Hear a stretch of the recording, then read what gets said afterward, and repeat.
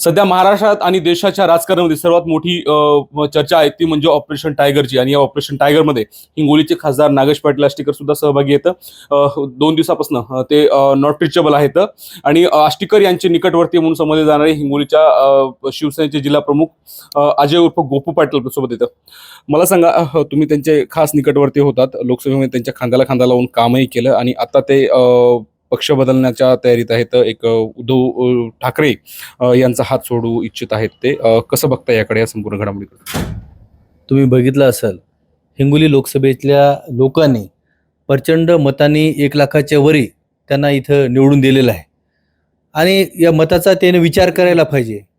या सर्व शिवसैनिकांनी, कार्यकर्त्यांनी दिवस रात्र करून या ठिकाणी परिश्रम घेतले आणि निवडून दिलं. आजही वेळ गेलेली नाही. मला वाटते त्यांनी परत येऊन या शिवसेनेच्या लोकसभेच्या मतदारसंघातल्या लोकांचा विचार करायला पाहिजे. उद्धव साहेबांनी ज्या पद्धतीनं तुम्हाला तिकीट दिलंय, या गोष्टीचा आपण विचार करायला पाहिजे. बरेचसे या ठिकाणी इच्छुक पण होते, पण इथल्या हिंगोलीतला उमेदवार न देता इकडल्या भागातला तुम्हाला तिथं उमेदवारी देऊन या ठिकाणी निवडून दिलं. त्यासाठी आपण पक्षासोबत राहायला पाहिजे, कार्यकर्त्यासोबत राहायला पाहिजे, ही आशा सर्वांची होती.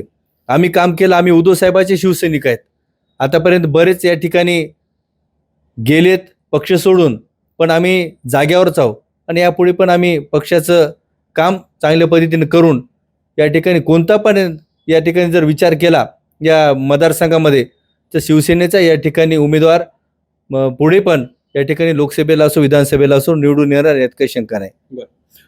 या आता मागच्या 2 दिवसापासून आष्टीकरांसोबत काही तुमचा संपर्क झालाय का? काही बोलणं वगैरे झालंय का काय त्या संदर्भात, किंवा त्यांच्या मुलासोबत, कुटुंबियासोबत वगैरे? नाही, गेल्याच्या नंतर आम्ही मागे त्यावेळेस 2-3 दिवसाखाली फोन केला होता, पण ते माहूरला आहोत म्हणून त्यांनी सांगितलं होतं. पण त्याच्यानंतर त्यांचा फोन लागला नाही. मी फोन करण्याचा प्रयत्न केला, पण त्यांचा फोन बंद होता. त्यामुळे माझा त्यांचा कोणताही कॉन्टॅक्ट झालेला नाही. मला हे सांगा, चर्चा अशी की जवळपास त्यांची गट स्थापन झालाय आणि ते पक्ष सोडणं निश्चित आहे. कारण आज काल व्हीप बजावला होता त्यांना संसदीय बैठकीसाठी, ते त्यामध्ये सुद्धा हजर झाले नव्हते. जवळपास पक्ष सोडतील असं बोललं जात आहे. पक्ष सोडल्यास जिल्ह्याच्या शिवसेनेची काय स्थिती असणार आहे, आणि जिल्ह्यातल्या ज्यांनी मतदान केलं तुमच्या म्हणण्यावर आष्टीकरांना, त्यांना काय सांगू शकता? तुम्ही बघितलं असेल, या ठिकाणी आता त्यांनी पक्ष सोडला. पक्षात आता तुम्ही म्हणाले तसं की आता व्हीप बजावला होता. या व्हीपला आता आमची पण आशा होती की या व्हीप बजावल्याच्या नंतर अनिल देसाई साहेबांनी, त्यांनी सर्व तिथे सचिव आहेत जे आमचे पक्षाचे, त्यांनी व्हीप बजावला होता. पण त्या ठिकाणी त्यांनी येतील ही आशा आम्हाला होती, पण त्या ठिकाणी आज पण ते त्या ठिकाणी राहिले नाही. आणि राहिला विषय, जर त्यांनी असा जर निर्णय घेतला, पक्षांतर जर करण्याचा विषय केला, तर निश्चितच आम्ही या गोष्टीचा आम्ही निषेध करतो. आणि येणाऱ्या काळामध्ये मला वाटत नाही की यानंतर अशी जर घटना घडल्या, तर यानंतर तुम्ही म्हणाले मतदारांना आम्ही कोणत्या पद्धतीने त्याच्या समोर जायचं, त्यांना उत्तर द्यायचं. हे आता बरेच आपण बघितलं असेल, ज्या ठिकाणी अशा घटना घडतात त्या ठिकाणी पुन्हा शिवसैनिक जोरात आणि जोशाने चिडून या ठिकाणी पुन्हा नव्याने कामाला लागून आम्ही या ठिकाणी शिवसेना मजबूत करून येणाऱ्या ज्या निवडणुका आहेत त्यामध्ये आम्ही निश्चितच यश मिळूयात, काही शंका नाही. तर हे आहेत गोपू पाटील, शिवसेनेचे जिल्हा प्रमुख आहेत.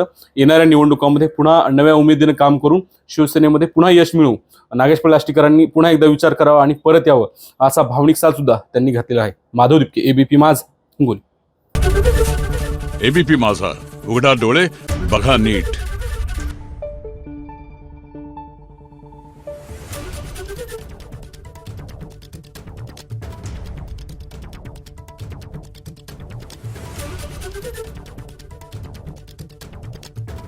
Thank you.